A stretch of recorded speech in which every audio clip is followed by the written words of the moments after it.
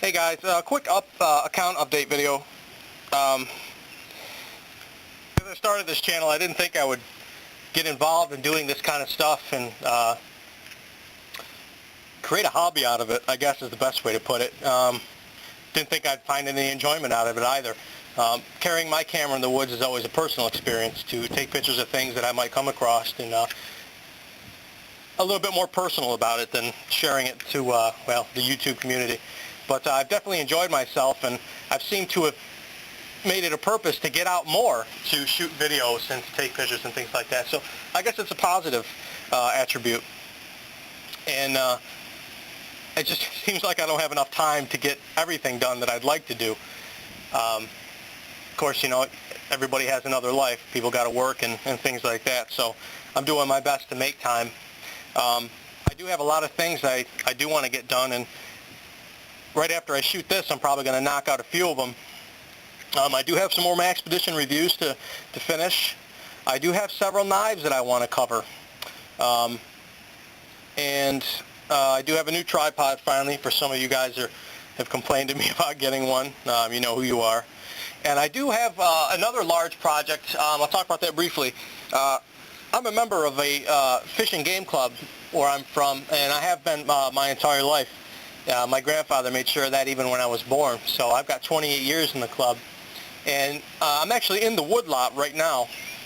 And I spent a lot of my time growing up out here. We own a lot of land, and it's a chance where I spent, you know, it's my reason I love the outdoors. You know, I can say that for my grandfather. And I'd like to include some of the functions we do here at the club into my channel. And the reason is, I think it's all related to bushcraft and the love of the outdoors in general. My club's been around a long time, beginnings over 80 years ago, and to where it is now, over 60 years, since the club acquired land and everything. We've done a lot of functions over the years, like raise trout and have that put out into the local streams. We've done pheasant raising. We do functions in the summer and raise money, and we send 5 kids to environmental summer camp, and there they learn skills like canoeing, fire building, and they get their hunting and hunting certification there for this state anyway. I went there when I was 12 years old, and that is literally one of the best weeks of my life. I got to spend it in the Adirondacks of northern New York, which is probably my favorite place on earth. And I learned a lot of great things there, and I was already a child of the wilderness, you might say, from my grandfather, so just thought I would share that. We still do a lot of functions here at our fishing game club, and one of them, which I thought would be interesting to a lot of the people that watch my channel and a lot of the others here, especially some of the archers like Wolf Bushcraft and Hobax and you know, and those guys, they got some just outstanding material and are very skilled in the bow hunting. We do practice shoots through the spring, summer, and right at the beginning of fall. And what we have is a 2-station 20-target system, 40 targets in total. And we do 3D foam targets. These are all life-sized. We have deer, javelina, elk, bear, and everything. And, you know, of course, this takes a lot of effort to organize. And we do 2 legs, one of 20. We call the front side and the back side. And we put this throughout our entire woodlot, creating realistic shots for hunters to try. And it's a lot of fun. And our clubs, and even being way out in the country where we are, we draw in quite a crowd of people to do this. And it's a great function. It lasts for 2 days. The first day we set up on a Saturday, and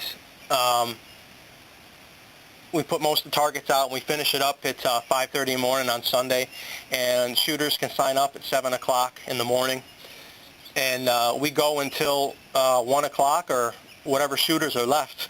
And we make a lot of money for the club, and that also helps send kids to camp and helps update our grounds and things like that and keep it the way it is. And in these bow shoots, we get a lot of modern bow shooting practitioners, and we get a lot of traditionals too. And we get a lot of kids that are interested in the wilderness and things like that.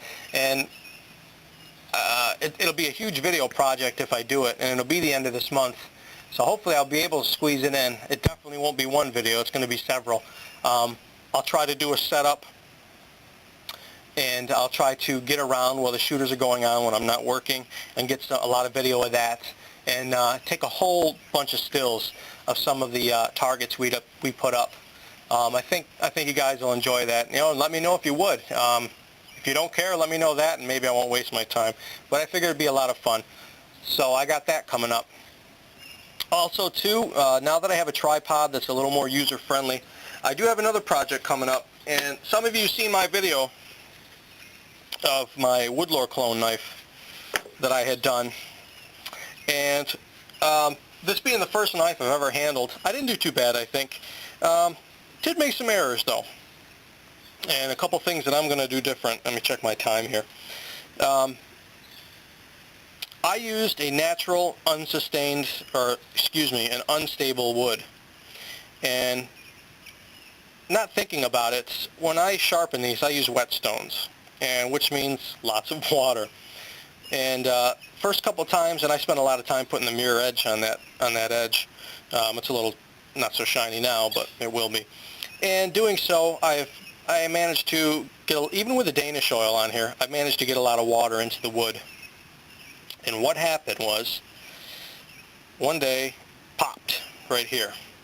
And even though that's 2-ton epoxy, it still managed to actually pull it from the steel.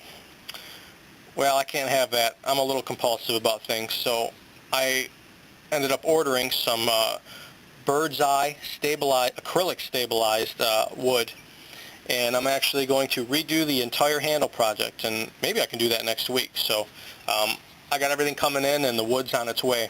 I'm actually going to bore out and increase the size of the bolts as well. These are going to be 5/16, and this is going to be a 1/4 inch, and I will be keeping the red vulcanized fiber liners. So if you're interested in that, look out for that, and I'll try to film that project the best I can.